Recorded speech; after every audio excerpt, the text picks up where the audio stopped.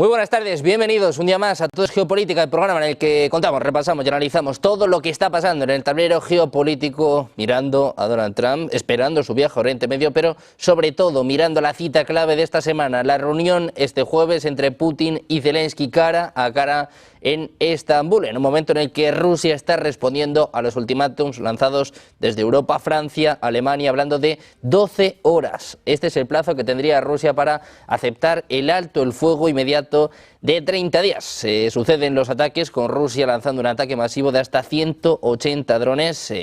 También suceden las amenazas por parte de Europa y el foco está puesto en la paciencia de Donald Trump. ¿Qué pasará si no hay reunión este próximo jueves en Estambul? Y también mirando las tensiones entre India y Pakistán. Precisamente el presidente de Estados Unidos hablaba sobre esta cuestión. Empezando su comparecencia, celebraba el acuerdo y dice que el comercio ha tenido mucho que ver en esta desescalada de tensiones entre India y Pakistán. Enseguida analizamos todas estas cuestiones, pero nosotros vamos ya al análisis, vamos ya a los expertos. Tenemos a Adrián Celaya, presidente de K Group. ¿Qué tal? Muy buenas, Adrián. Buenas tardes. Hola, ¿qué tal? Encantado de estar con vosotros. Tenemos a Eduardo Irastorza, profesor en OBS Business School. Eduardo, buenas tardes. Muy buenas tardes. Contamos con con Carlos Miranda, embajador de España en la OTAN retirado. ¿Qué tal? Buenas, Carlos. ¿Qué tal? Buenas tardes, encantado de estar aquí también. Y les presentamos también a Alberto Gallego Gordon, coronel retirado. ¿Qué tal? Muy buenas, Alberto. Hola, buenas tardes. Bueno, pues como decía, la mirada de todo el mundo está puesta ya en este jueves, en este 15 de mayo, todo el mundo pendiente de Estambul, de este posible cara a cara entre Putin y Zelensky. Tras el ultimátum lanzado este fin de semana por los líderes europeos, hubo respuesta, contraoferta por parte de Putin. Ofrecía un cara a cara este jueves, conversaciones directas entre Rusia y Ucrania. Alberto, si te parece, empezamos contigo. ¿Qué te ha parecido esta jugada de Putin y también estos ultimátums lanzados desde Europa? Pues lanzar ultimátum siempre queda bien, pero claro, hay también que ver quién recoge ese ultimátum, qué categoría tienes para poder lanzarlo, ¿no? Hasta ahora pues la Unión Europea no ha hecho mucho. Yo creo que por fin ha sido un gran paso adelante dentro de los 3 años y pico de guerra que llevamos, y la reunión que hubo en Kiev la semana pasada con Macron, Starmer y Merz pues ha sido realmente importante, ¿no? Esa amenaza de que puede haber más sanciones, yo no sé, realmente ignoro en qué ámbito puede haber más sanciones. Ya las bombas nucleares de todas las que ya en su momento se pusieron, pues yo creo que ya están salvadas y superadas por Rusia. O sea, no podemos poner puertas al campo y Rusia de alguna manera u otra ha ido sorteando esas sanciones pues con otros proveedores, ¿no? Con todo su ámbito euroasiático, ¿no? No cabe duda de que la presión de Trump está afectando mucho esa intención que tenía, ¿no? De 24 o 48 horas acabar la guerra, pues ha visto que no es real, era otra manifestación un tanto populista, ¿no? Luego hay que en algún momento hay que solucionarlo, y yo creo que es importante que vayamos poco a poco avanzando. Desde el año 22 que se suspendieron las negociaciones, aunque ha habido alguna escarceo por ahí, pues realmente quizás sea ahora mismo lo que más pueda indicar un poco de esperanza para una solución. Pues parece que se abre un periodo de esperanza, una semana que va a ser clave, desde luego, para el devenir de este conflicto. Carlos, te quiero preguntar por esto mismo. Hemos escuchado a Dmitry Peskov hace apenas unos minutos que rechazaba la tregua. Dice que los ultimátums no es la forma de hablar, no es la forma de negociar con Rusia. ¿Cómo valoras todo lo que ha pasado en los últimos días? Sí, Carlos. Perdona, sí, no me había enterado. Sí, bueno, yo creo que estamos en un periodo evolutivo, es decir, el señor Trump ha llegado con unos objetivos determinados y son complicados, son difíciles. Y bueno, pues vamos a lo largo del año, yo creo que vamos a seguir viendo muchos cambios. Por lo que se refiere a Ucrania y Rusia, yo ni tengo esperanzas ni soy pesimista. Creo que de la reunión del jueves no saldrá mucho. Yo creo que estamos más en gestos, que va a ser una negociación larga, que el ruso lo que quiere pues es seguir presionando y luego pues desde su altivez dice eso, que a él no se le hacen ultimátums. Yo lo puedo entender, que él diga que no se le hacen ultimátums. Vamos a ver, ha dicho el coronel antes y creo que tiene razón, vamos a ver qué más se le puede apretar a Rusia. Eso por lo que respecta a Ucrania, vamos a ver, el jueves yo creo que hay que estar atentos, pero que los pronósticos son difíciles. Yo lo que sí puedo aceptar es que estamos en un intento que puede, esperemos, tener éxito de acabar con este conflicto, ya veremos con qué condiciones. Yo añadiría que el señor Trump en estos últimos días pues ha apuntado algún tanto, porque entre Pakistán y la India pues parece que ha habido un alto el fuego en el que Estados Unidos pues ha tenido alguna influencia. Por lo visto en Gaza pues jamás va a soltar a un rehén que tiene doble nacionalidad americana y israelí. Vamos a ver qué sale de este viaje por el Oriente Medio, en donde no va a ver a Netanyahu, pero va a ver a los jeques, que también son los árabes y que también deberían tener algún papel.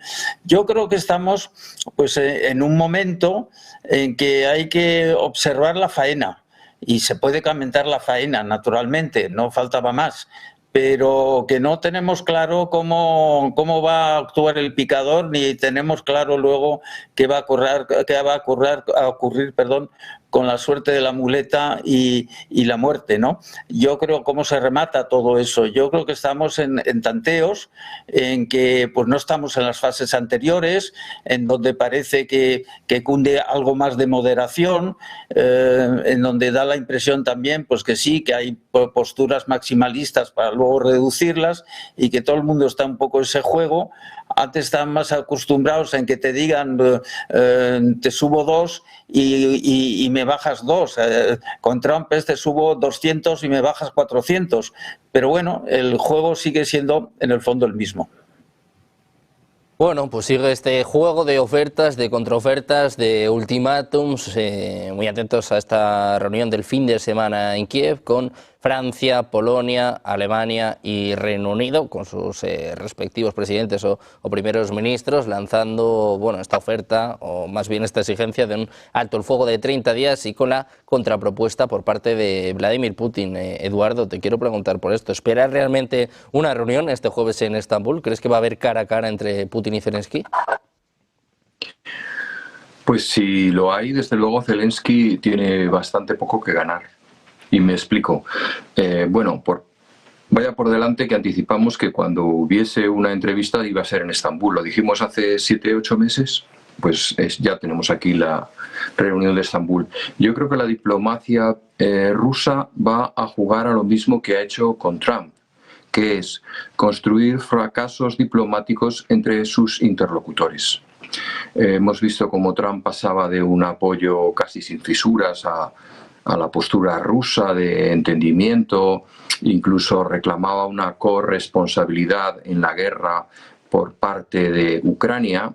Ahora parece que quiere recular en tablas por seguir con los símiles que ha señalado don Carlos. Y lo único que puede sacar Zelensky de ese encuentro en Estambul es volverse a casa con las maletas vacías, que yo creo que es el objetivo que debería plantearse Putin, Lavrov o cualquier interlocutor al rango que sea. ¿Por qué? Porque cuanto más desgaste diplomático tenga Zelensky, mejor para Rusia. No creo que vaya a salir nada de eso. De la reunión de Kiev tampoco creo que vaya a salir mucho más. Lo ha señalado antes don Alberto, ¿no? Que vamos a castigar más a los rusos. Ya no nos quedan sanciones, ¿no?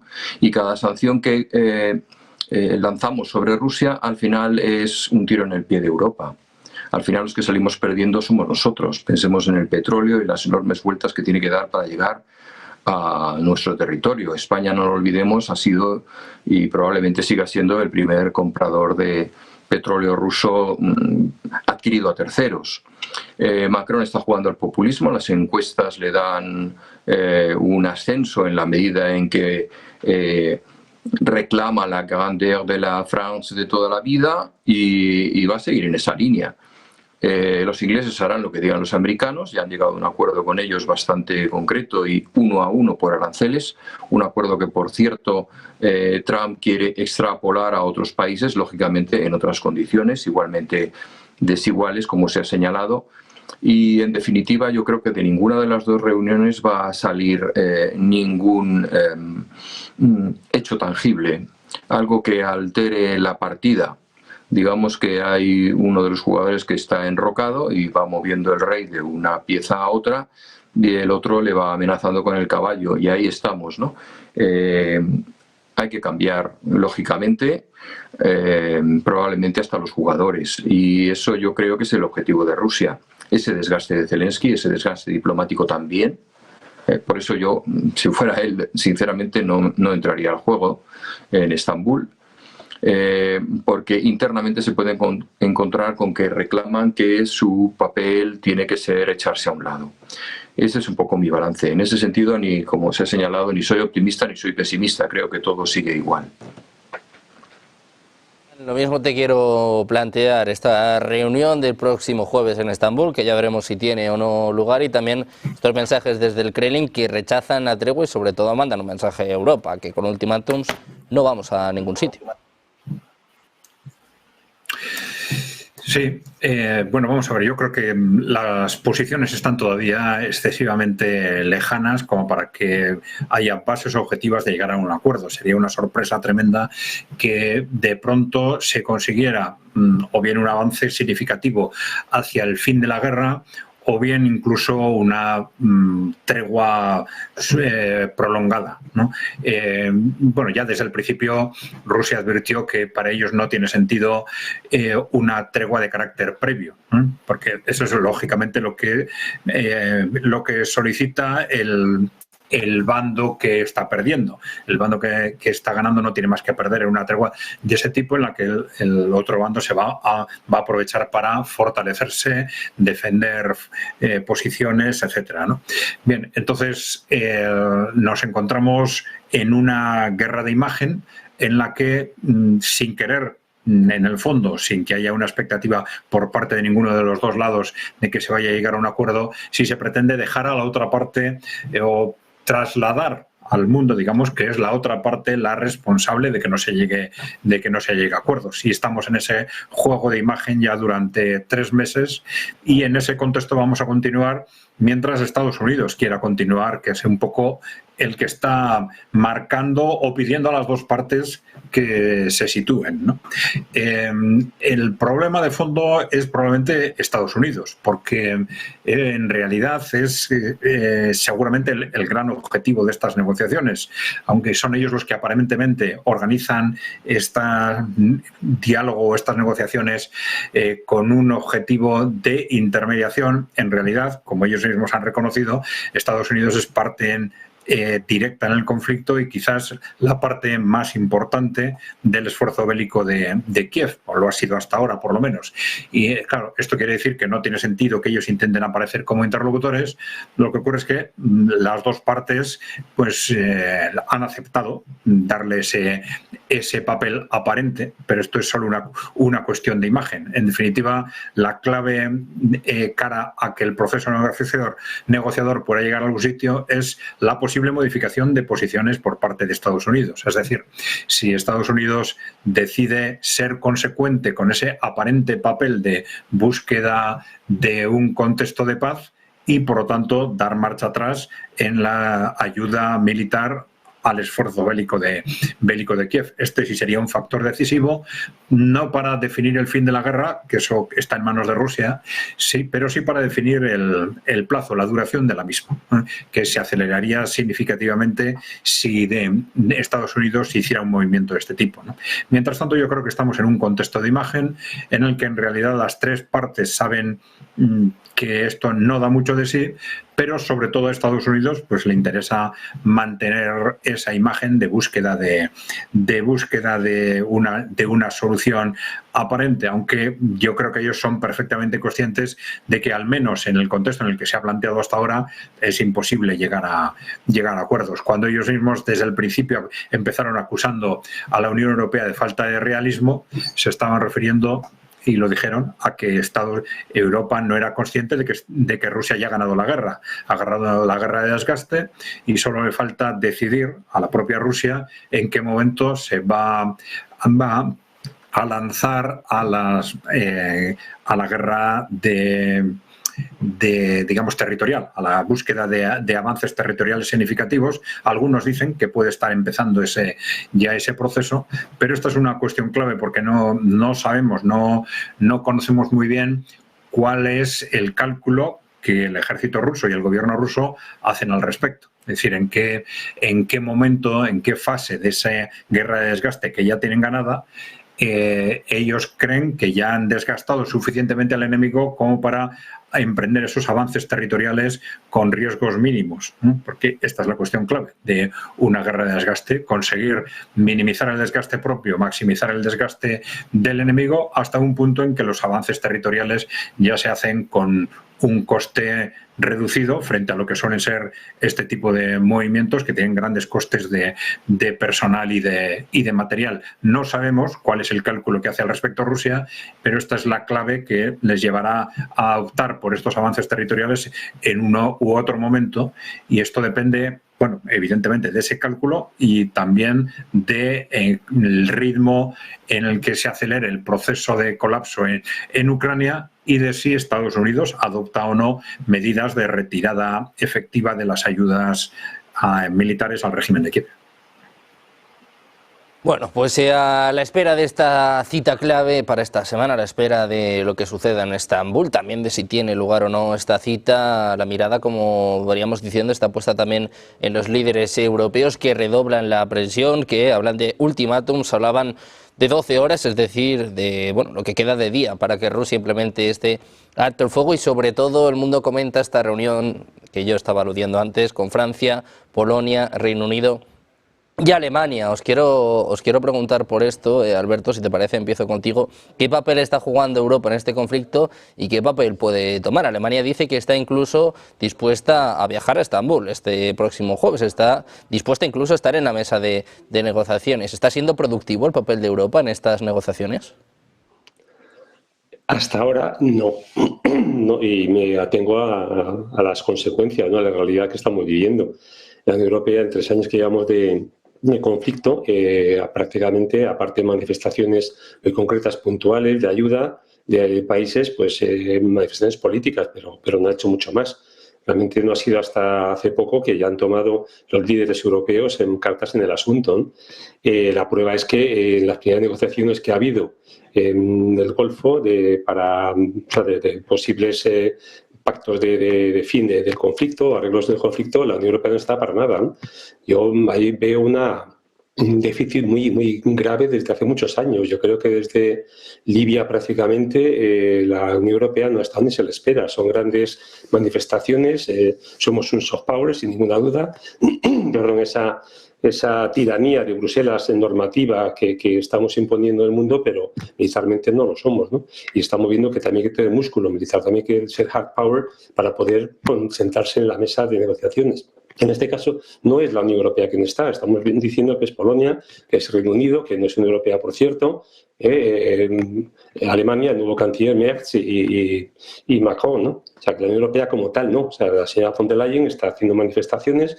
Hemos sacado ya suficientes documentos a lo largo de estos últimos años, una brújula estratégica de Ciro Borrell, el libro blanco de la defensa, hace poco, todo lo que se está avanzando dentro de la política común de seguridad y defensa, pues es cierto que están dándose grandes pasos, pero seguimos teniendo varas muy graves en la rueda de la Unión Europea. Pongo nombres Orbán, Fico, Simeón, el nuevo que posiblemente ya se afiance en Rumanía, que claro, no podemos hablar con una voz nada más, ¿no? La OTAN, yo creo que desde el principio sí se ha manifestado claramente. En su momento, Jens Stoltenberg, el antiguo secretario de la OTAN, se manifestó en Rusia, ha sido un poco más, yo creo que ha jugado un par de bazas ahí en la entrevista que tuvo en la Casa Blanca con Washington, pues hombre, estuvo un poquito, en mi opinión, algo dócil, ¿no?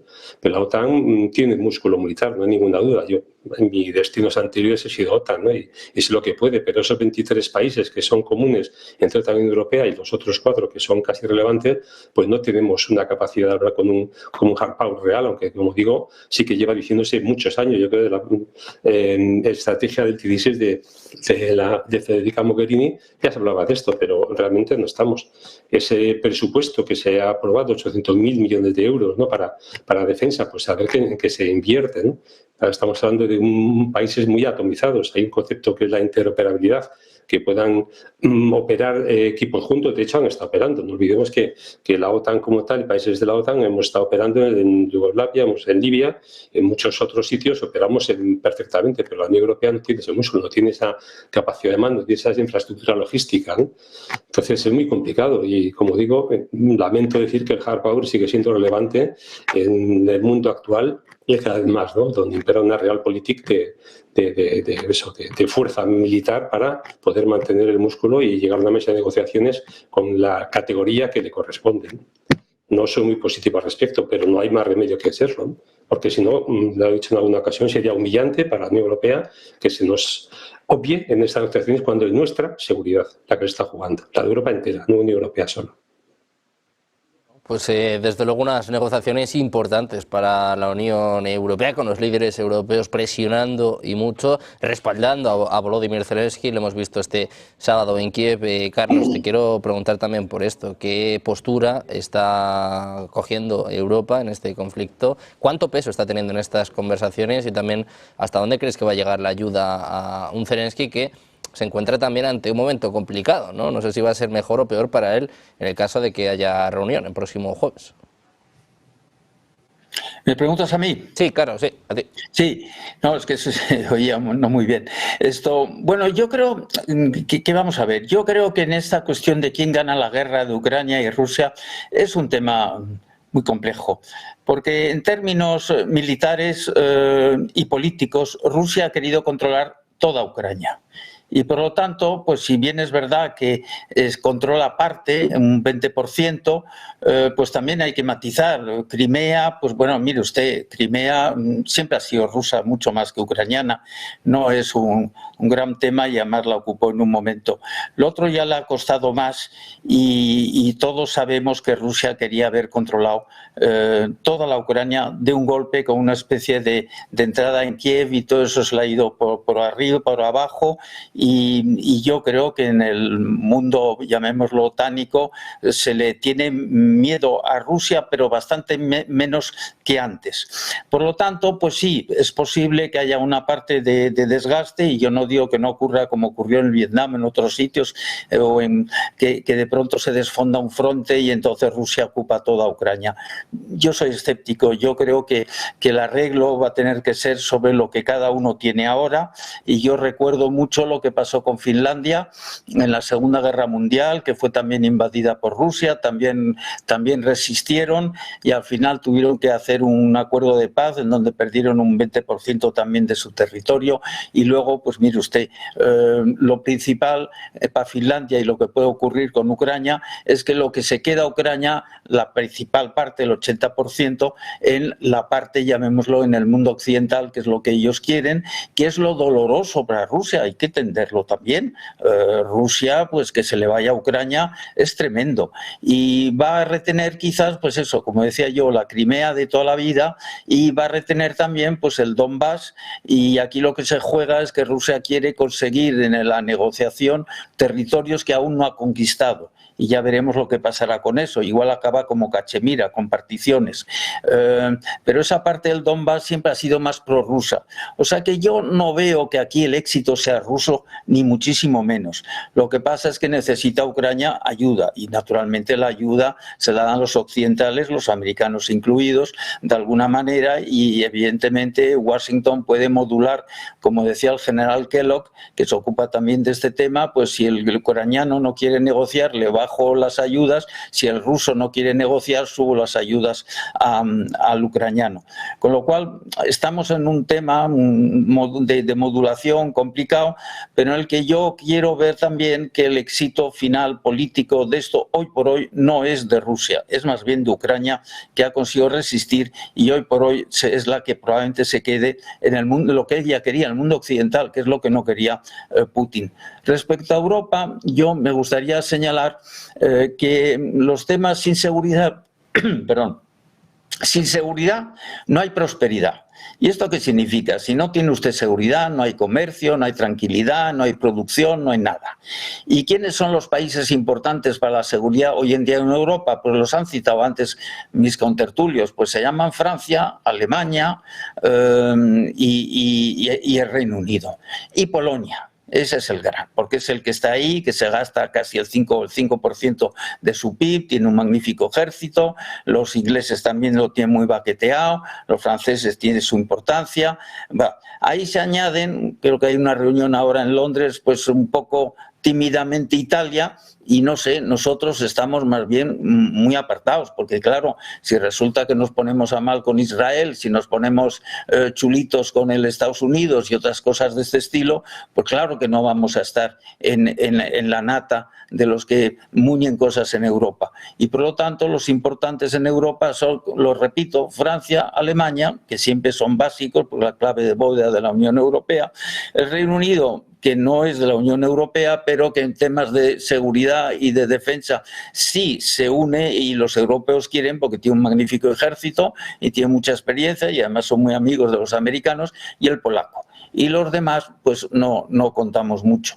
Yo creo que nosotros estamos ahora haciendo un esfuerzo, pero porque nos han llamado la atención, como ocurre casi siempre, que nos dicen, oiga usted, ¿usted qué hace? Y entonces lo haces tarde y mal, y luego, pues como sabe el coronel probablemente mejor que yo, pues bueno, yo le pregunté una vez a un muy alto mando de las Fuerzas Armadas, muy arriba, si aparecen los Reyes Magos y te dan el 3% de pronto, ¿qué haces? Y me dijo una cosa muy sensata, me dijo, no tengo capacidad de absorber eso de golpe.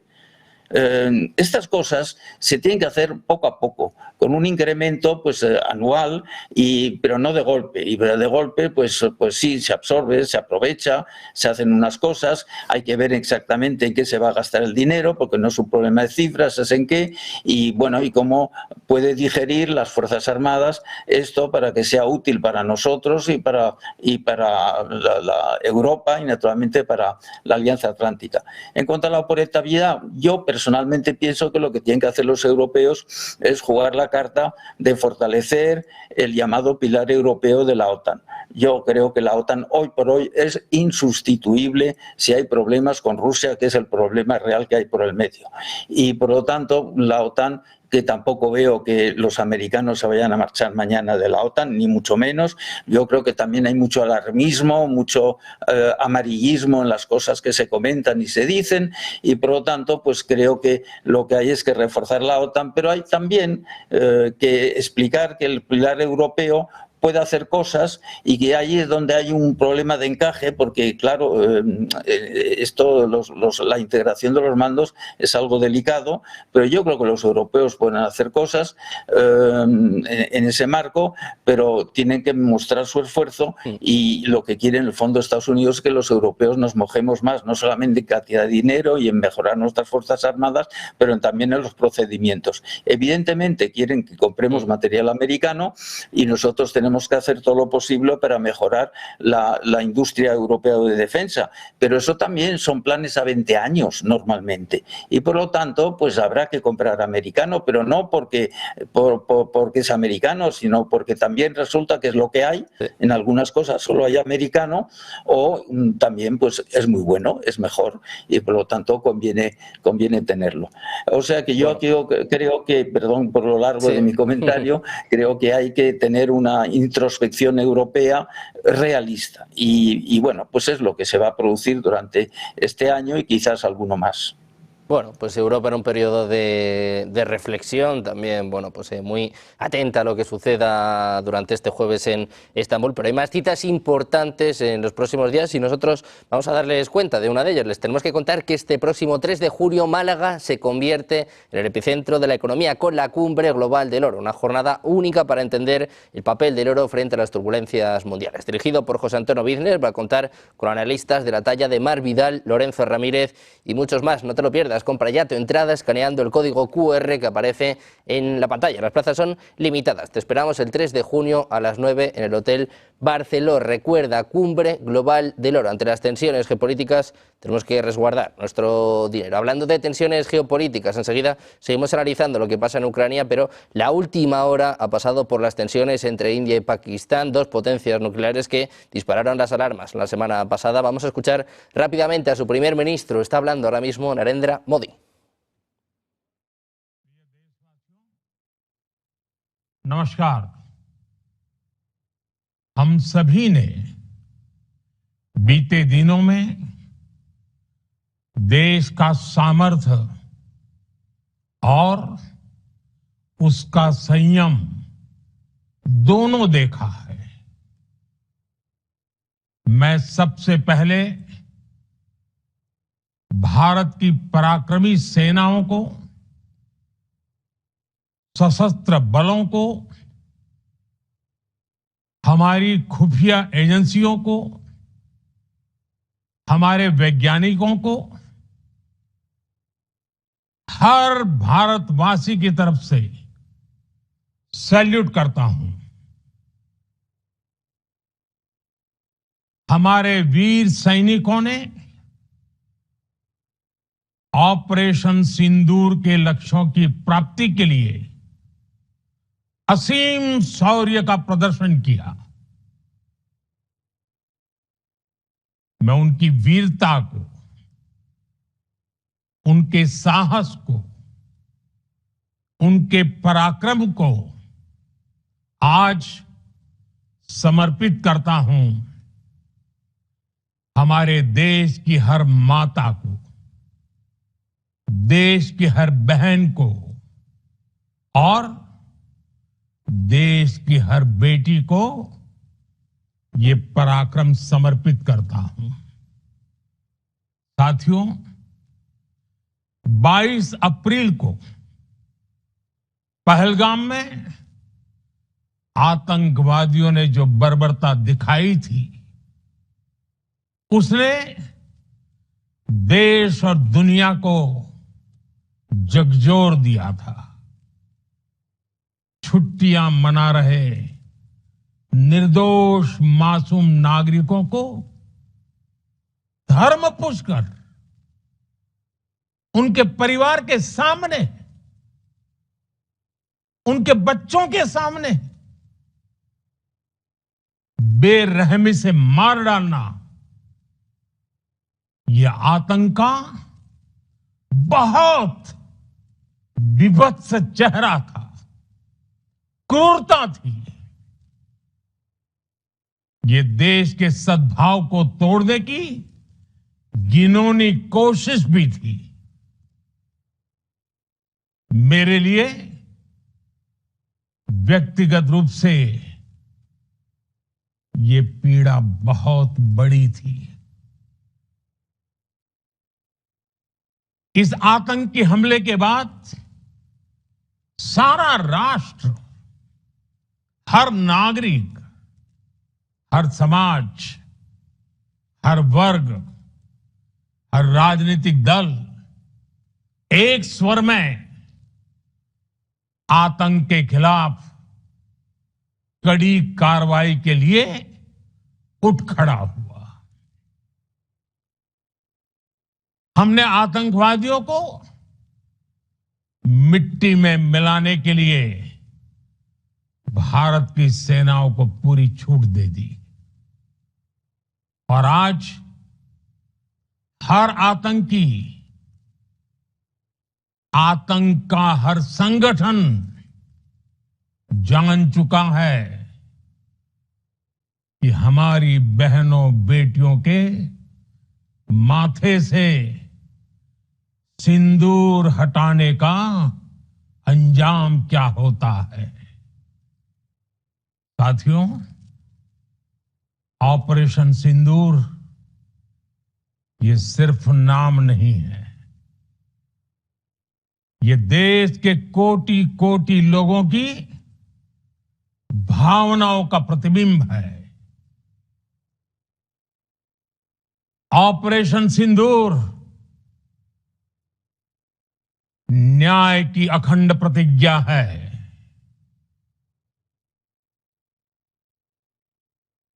6 मई की देर रात, 7 मई की सुबह पूरी दुनिया ने...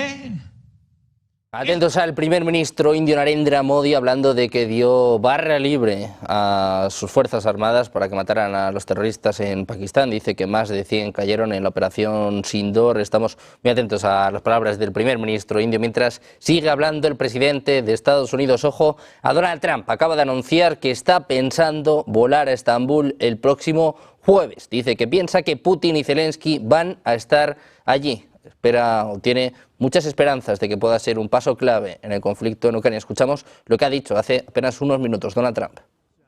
Does it make sense? Does it make sense? So we're working very hard to see if we can end that bloodbath.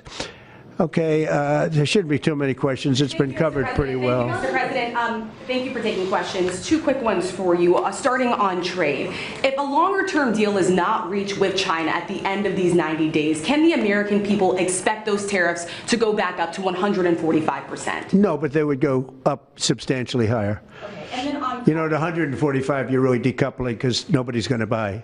But they can go, they got very high because of additional tariffs I applied during the course because of fentanyl and other things. But no, but they'd go substantially higher. And then on Qatar, Mr. President, I think you will have a deal, however. Okay, you're confident that there will be a deal. On Qatar, has Qatar asked for anything in exchange for that $400 million luxury jumbo jet? And how can the American people be so sure that... Bueno, pues atentos a Donald Trump, el presidente de Estados Unidos. Le estaban preguntando ahora por este regalo por parte de Qatar, este avión que está despertando muchas polémicas. Precisamente en avión está pensando viajar a Estambul el próximo 15 de mayo. Espera que Putin y Zelensky estén en esta reunión clave en Estambul. Estamos muy pendientes a la señal, al discurso del presidente de Estados Unidos. Pueden seguirlo en nuestro canal de YouTube en paralelo. Eduardo, yo te quiero preguntar por lo mismo que estábamos conversando. El papel que está jugando Europa, la reunión de los líderes europeos en Kiev y los ultimátums que se están lanzando a Rusia. ¿Crees que es la forma de alcanzar un alto el fuego, una tregua en Ucrania? Hombre, yo creo que Europa tiene una decidida voluntad de hacer sentir su parecer y su influencia en todo este conflicto. Pero soy bastante escéptico respecto a su capacidad de presión. Todos conocemos la famosa ecuación de Clausewitz, ¿no? La victoria es directamente proporcional a 3 cosas: los recursos, la estrategia y la voluntad de victoria. Europa no tiene tantos recursos como se podría creer. Hace unos días un experto se dirigía a los europarlamentarios para decirles que en caso de guerra pues no tendríamos munición para muchos días y que en cualquier caso no podríamos volver a tener la cantidad que tenemos ahora, salvo pasado un tiempo, ¿no? Bastante tiempo, lo cual daría pie a otras cuestiones. Eso respecto a los recursos, que no son tan buenos, por cierto. A propósito de lo de la India, se ha dado la noticia, puede que sea cierta, puede que sea no, lo sabremos pues pasado un tiempo, lógicamente, pero se ha dado la noticia de que 2 aviones Rafale de última generación francesa han sido derribadas. Pues eso nos habla del nivel de nuestro armamento también, si fuese cierto. Recursos, estrategia. Yo sinceramente creo que hay una diletancia absoluta. Europa no tiene una figura que la lidere, no tiene un plan estratégico como tal. Puede que lo tenga Francia, puede que lo tenga Inglaterra, puede que lo tenga Alemania, pero Europa, la Unión Europea, sinceramente no pinta nada, la hemos dejado a un lado. O sea, también aquí estamos dejando jugar a los mayores, dentro de nuestra edad, ¿no? La edad europea, porque realmente los que deciden son tres, que es Estados Unidos, China y Rusia, ¿no? Pero bueno, incluso dentro de nosotros también que establecemos niveles. Por lo tanto, no hay una estrategia conjunta, no la hay. Cada vez que nos reunimos hay que irse todos a París y escuchar lo que se le ocurra a Macron. Respecto a la voluntad de victoria, vamos, yo no creo que todos los rusos sean como los que desfilaron el otro día y tampoco los bielorrusos, pero desde luego lo que es Europa, nuestra juventud no está por la labor, ni la opinión pública tiene la capacidad de aguante y sufrimiento que ha demostrado la heroica población ucraniana. Independientemente del resultado, ha demostrado su heroísmo, ¿no? Eso es muy importante tenerlo en cuenta. Con lo cual, pues sinceramente, cuando ha salido Trump y ha dicho allá voy, yo creo que en su cabeza solamente había una frase y es ¿y si sale algo y yo no estoy? Y si sale algo y yo no estoy, con lo cual pues una vez más se movilizará, probablemente vaya allí, y si no sale nada de allí, pues una vez más la diplomacia rusa habrá conseguido el desgaste de Ucrania y de Trump a nivel de su dirección máxima, ¿no?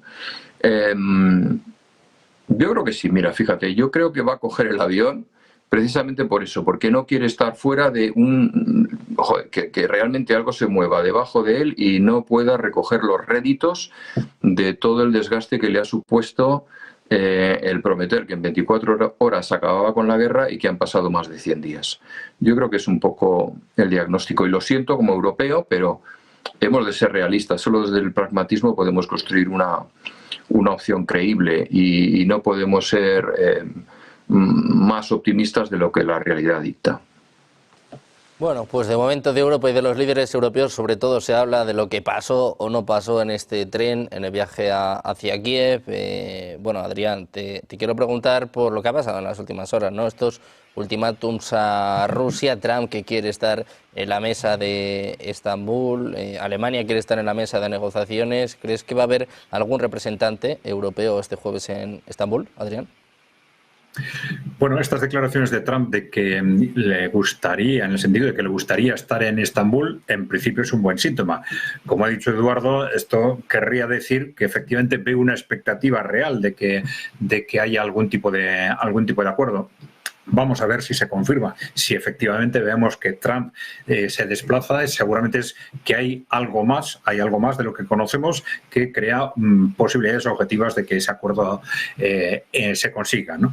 En principio, desde el punto de vista de Europa, bueno, en este momento, desde luego, es muy difícil que Europa participe o que tenga sentido que participe. Hay que tener en cuenta que es, digamos, la parte más beligerante del conflicto. De esto ya se está hablando desde que comenzaron las conversaciones, cuando algunos líderes europeos hicieron referencia a que ellos deberían estar, pues, evidentemente no podían estar, porque el que estén estos países europeos y que no haya negociaciones era exactamente lo mismo, ¿no? Cuando son países que llevan nada menos que año y medio desde que detectaron que Rusia estaba ganando la guerra, pues se pusieron en una tesitura de pánico que les llevaba nada menos que intentar conseguir a toda costa una escalada con una serie constante de provocaciones contra Rusia destinadas a que Rusia les diera el pretexto para conseguir esa escalada, para transformar la guerra de Ucrania en una guerra continental, por lo menos, ¿no?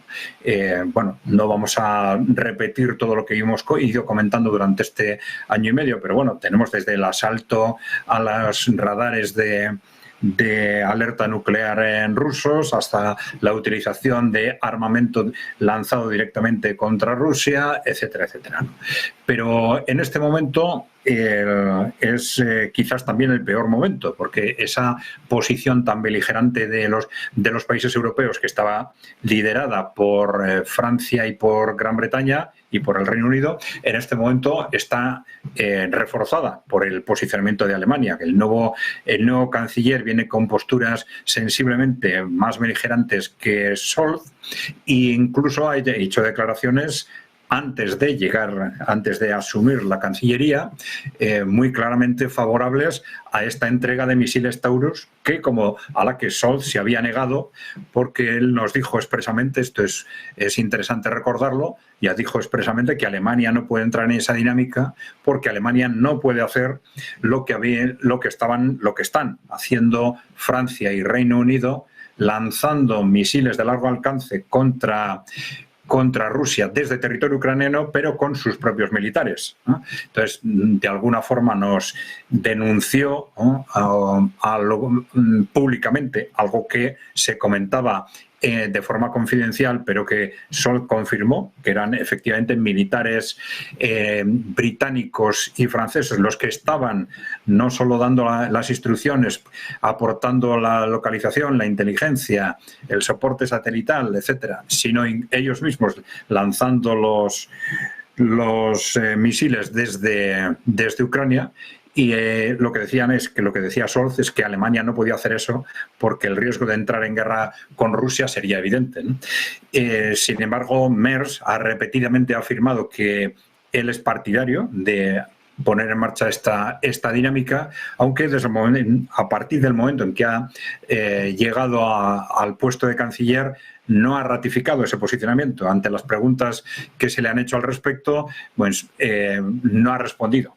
Ha dicho, no ha respondido ni sí ni no de forma clara, posiblemente porque dentro del gobierno de coalición tiene todavía presiones de los socialdemócratas en este sentido, asustados ante lo que puede suponer una dinámica de ese tipo. De cualquier forma, los posicionamientos tan agresivos de Merz, tan belicistas, les ponen ya al nivel de Francia y el Reino Unido, y seguramente esto hace que esa entente de países belicistas, digamos, pues en este momento sea el momento en que se siente más reforzado.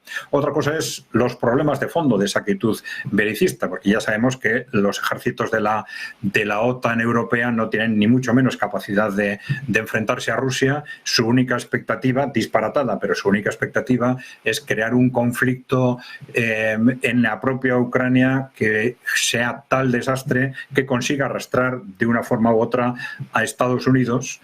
Pues posiblemente están pensando en lo que ya sucedió en la Primera o Segunda Guerra Mundial con Estados Unidos, en los que la población era contraria a la intervención, pero al final los gobiernos consiguieron arrastrar a la población a la guerra, ¿no?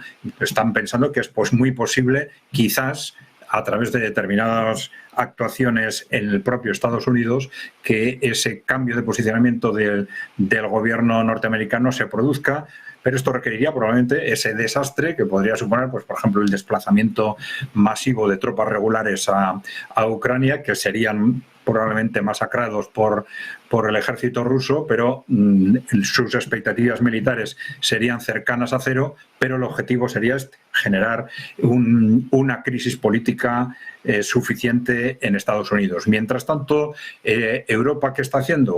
Estos países europeos, claro, su posicionamiento no tiene ningún sentido desde el punto de vista de los intereses de Europa ni de los intereses de los ciudadanos europeos, pero ya sabemos que en realidad lo que están defendiendo en todo este conflicto son intereses de esas élites que se sienten en una situación de pánico frente a esa victoria rusa en Ucrania, que la ven como un punto de inflexión para el paso hacia ese mundo multipolar, que para ellos es la pérdida de control del mundo, y también para la apertura de una crisis política en Europa, que ya la tenemos en cierta forma abierta, en la cual los grupos políticos que han controlado Europa durante las últimas décadas, pues ya se están viendo claramente en peligro. Pero claro, más importante que esos grupos políticos son estas grandes corporaciones que están detrás de ellos.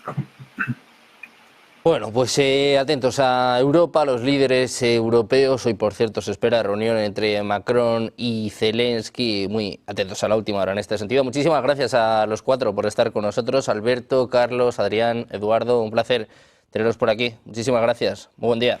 Muchas gracias. Un saludo. Pues, igualmente. Nosotros que terminamos igual que empezábamos mirando al presidente de Estados Unidos, Donald Trump, que hablaba sobre su acuerdo con China. Ahora habla de nuevo sobre la situación en Ucrania. Dice que Putin va a aceptar un alto el fuego. Escuchamos a Donald Trump.